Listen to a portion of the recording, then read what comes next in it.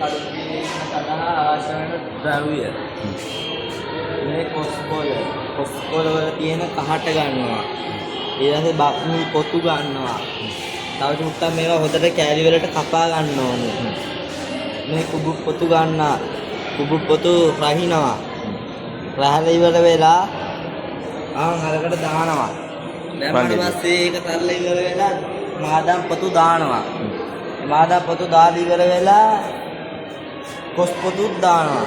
කොස් පොතුත් එක්ක ඊට පස්සේ ඔක්කොම කලවමේ තලනවා. ඊට පස්සේ මේකේ ඉස්ම ටික වාජනයකට දාලා අපිට අවශ්‍ය වන වතුර කෝප්පයක් වගේ දාලා ඉවර වෙලා රත් කරනවා.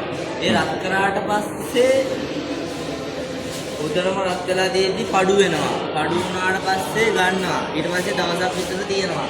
ඊට පස්සේ අය පාරක් කරලා මේ පඩු ඔරුවට ගෙනල්ලා දානවා.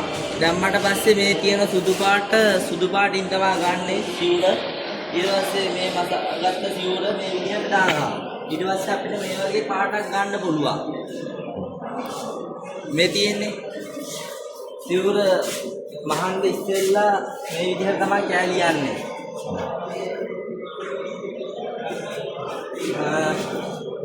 මේ තියෙන පාට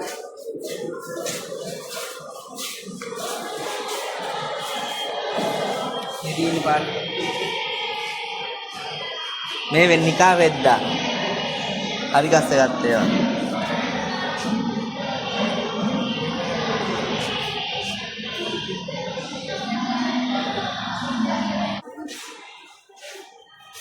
ඔය අපි නිකන් කඩු බෙව්වා දෙල්ල. ඔය හොදට වේරුවා දවස් 2ක් විතර ගියා. ගන්න.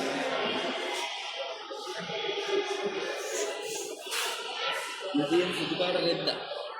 ගාට මේ සිලි